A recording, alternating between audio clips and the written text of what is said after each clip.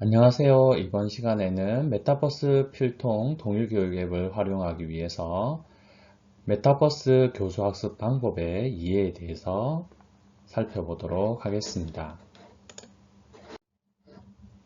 먼저 메타버스를 이해해 보도록 하겠습니다.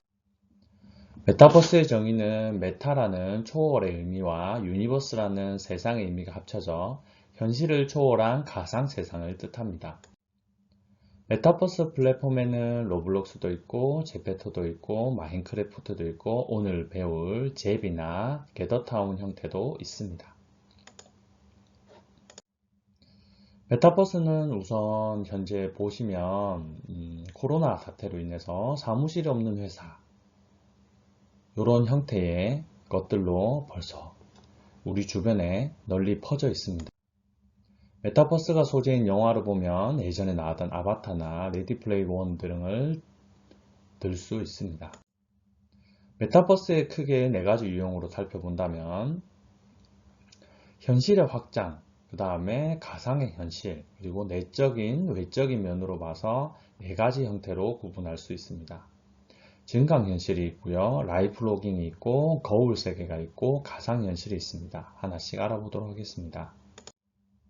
먼저 증강현실입니다. 현실 공간에 2D 또는 3D로 표현한 가상이 겹쳐 보이는 물체를 통해서 상호작용하는 환경입니다. 대표적으로 포켓몬고 게임 아시죠? 그게 들 수 있겠습니다.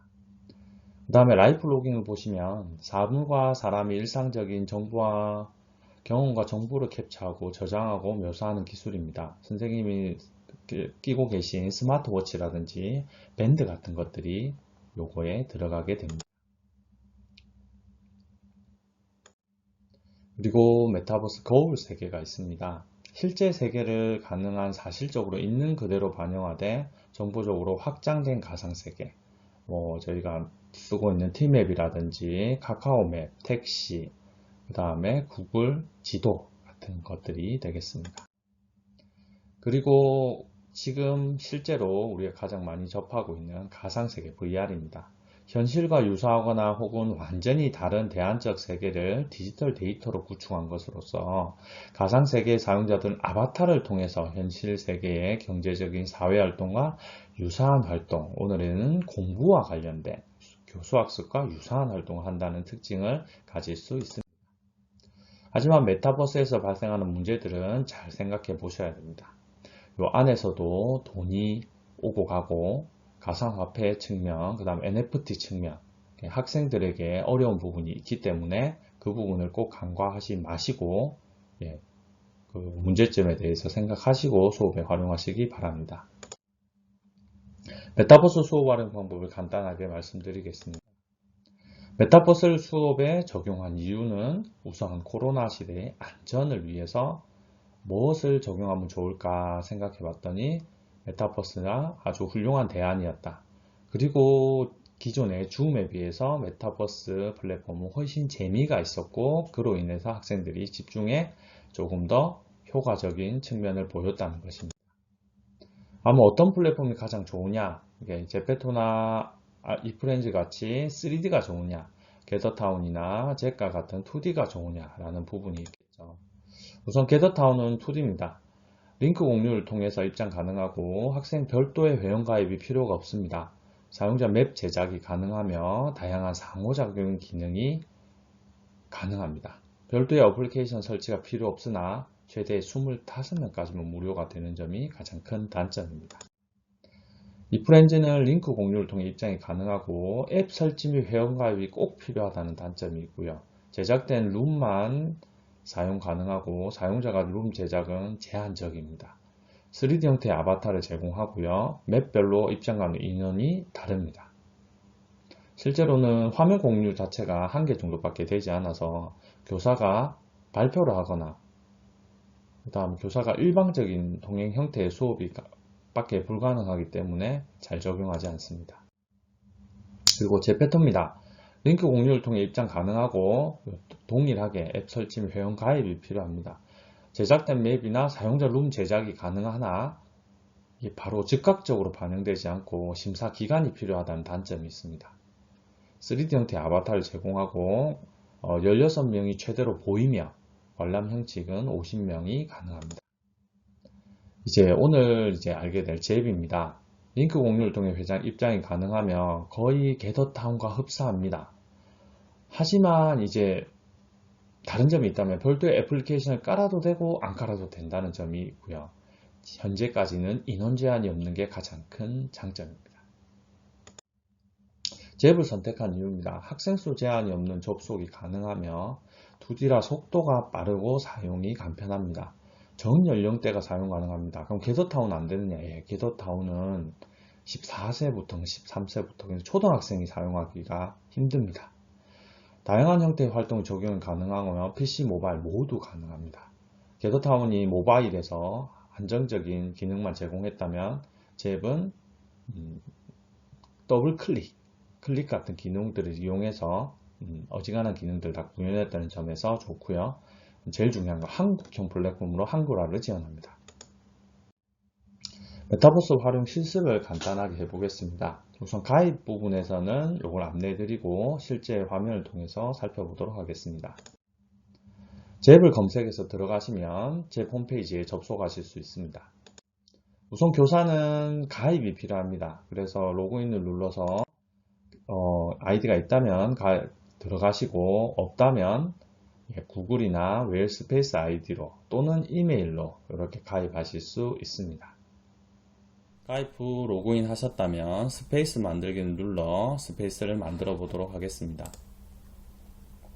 스페이스는 기본 템플릿에서 고르시면 되며 빈맵에서 시작해서 처음부터 다시 만드실 수도 있습니다. 교실을 선택해 보도록 하겠습니다. 스페이스 이름을 누르시고 비번이 필요하시면 설정하시고 비번을 안 하시겠으면 활성화 시키지 않으신 뒤 만들기를 클릭하십시오. 벌써 템플릿을 이용했기 때문에 교실이 만들어진 걸 확인하실 수 있습니다.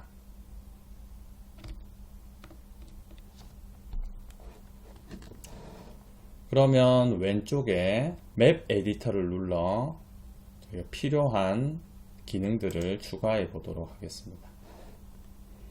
맵 에디터를 누르시면 위에 부분에 상단에 메뉴가 표시되게 됩니다. 바닥은 바닥 종류를 이렇게 바꾸실 수 있는 것이 있습니다. 도장을 누르시고 바닥을 이렇게 드래그, 클릭 후 드래그 하시면 이렇게 바닥이 바뀌는 것을 보실 수 있습니다. 벽을 세울 수 있습니다. 벽은 세워지는 동시에 학생들이 그곳에 접근하지 못하는 형태로 이렇게 만드실 수 있습니다. 오브젝트는 개체입니다. 다양한 종류의 개체들을 사용하실 수 있으며 우측에서 선택 후 원하는 위치에 클릭하시면 오브젝트가 맵에 배치되게 됩니다. 이 오브젝트는 기능을 할 수 있는데 오브젝트 설정에 가시면 오브젝트 이름을 표시한다든지 말풍선, 새 탭으로 웹사이트를 링크 하신다든지 팝업으로 웹사이트를 열 수도 있고 텍스트, 이미지, 비밀번호 팝업을 하실 수 있습니다. 개발자 기능은 좀 어려운 부분이기 때문에 이번에는 하지 않도록 하겠습니다. 예를 들어 새 탭으로 웹사이트 열기를 한번 해보도록 하겠습니다. 새 탭으로 웹사이트를 열면 이름을 정해주고 웹사이트 링크를 넣어주시면 됩니다. 원하는 웹사이트를 넣으셔도 됩니다. 예를 들어 멘티미터나 카웃이나 이런 필요한 것들을 연결해 주시면 학생들은 F키를 눌러 여기에 접근할 수 있습니다. 실행 범위는 가까이 갔을 때 이제 이걸 알게 되는 범위고요. 보통 1이나 0 해놓으시면 거의 가까이 가야 되고 1 정도 해놓으시면 괜찮을 것 같습니다. 너무 넓게 해놓으시면 교실에 들어오자마자 해야 될 수도 있습니다. 실행 방법은 지나가면 바로 실행하는 형태가 있고 F키를 눌러 실행하는 형태가 있습니다. F키를 눌러 실행하는 형태를 해주시면 더 좋을 것 같습니다. 그리고 이렇게 오브젝트 설정을 완료하시면 되겠습니다. 그리고 상단 오브젝트는 지금 바닥에 깔린 오브젝트 위에 들어가는 오브젝트입니다. 한번 깔아보시면 요 오브젝트 위에 이렇게 아깝게 하단이었다면 상단으로 이렇게 들어가는 오브젝트를 설정할 수 있습니다. 그 위에 부분은 동일합니다. 이제 타일 효과입니다. 타일 효과는 우측으로 보시면 통과, 불과, 미리 설정된 통과, 불과가 있죠. 여기는 아바타가 움직일 수 없는 구간입니다. 스폰은 처음에 이 장소에 들어왔을 때 아바타들이 배치되는 영역입니다. 다른 지역을 설정해 놓으면 거기로 이동하게 되겠죠. 포털은 맵이 여러 개일 때 맵과 맵 사이를 이동시키는 방법이고요. 지정 영역은 미리 스폰인을 제외하고 지정 영역을 지정해 놓으면, 예를 들어 발표를 하고 지정 영역에 딱 들어가면 맨 뒤로 간다든지 그런 부분들을 할 수 있습니다. 그리고 프라이빗 공간은 번호를 넣게 되는데요. 만약에 1이라는 번호를 넣고 의자 쪽에 이렇게 두게 되면 1에 같이 앉은 친구들끼리는 서로 소통할 수 있습니다. 모둠을 만들어 주실 때 프라이빗 공간을 이용하시면 되겠습니다. 그리고 스포트라이트입니다. 스포트라이트는 이 공간 안에 있는 모든 학생들에게 내 얼굴이 보이게 되는, 보통 선생님들이 이용하시는 메뉴입니다. 그리고 학생들이 발표를 해야 될 때 이 스포트라이트를 해주시면 학생들이 여기로 나오면 모든 학생들이 그 학생이 보이게 됩니다. 평소 때는 가까이 가야 보이게 되죠.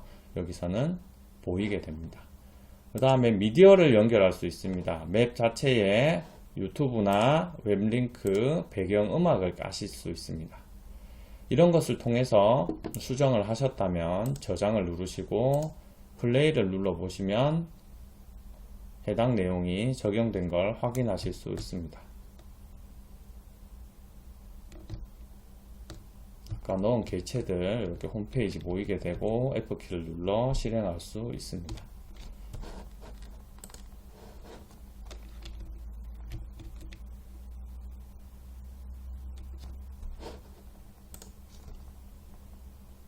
포털을 살펴보도록 하겠습니다. 포털은 맵을 추가해야 되기 때문에 새 맵 추가하기를 눌러 보겠습니다. 미팅룸을 하나 설정하고 미팅룸이라고 적겠습니다. 모둠 활동을 위해 룸을 따로 만들어 줄 수 있겠죠. 미팅룸 1, 2, 3, 4 해서 모둠별로 이렇게 만들어 주실 수 있습니다. 그러면 교실에서 미팅룸으로 갈 수 있는 포털을 만들어 주도록 하겠습니다. 타일 효과에 가셔서 포털을 설정하시고 1조 옆에 여기 이동할 맵은 미팅룸, 지정 영역은 우선 두시고 표시할 이름은 1조 모둠 활동 이렇게 하시면 원하는 위치에 클릭해 주시면 포털이 생기게 됩니다. 저장 눌러 보겠습니다. 플레이 눌러 보겠습니다. 그러면 요 1조 친구들이 이렇게 서로 토론을 하고 할 수는 있지만 다른 친구들이 많으면 활동하기 어렵기 때문에 1조끼리 모둠 활동하는 곳을 가보도록 하겠습니다. 요 공간으로 이동하는 것을 확인할 수 있습니다.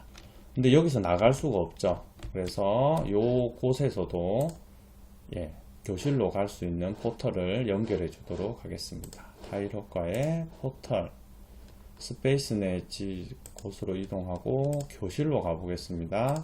표시사항은 교실로. 그리고 이번에는 F키를 눌러 이동이 아니라 그 길 지나가면 바로 이동되도록 한번 해보겠습니다. 이쪽에 포털을 하나 만들어 보도록 하겠습니다. 저장하시고 플레이 하시면 되겠습니다.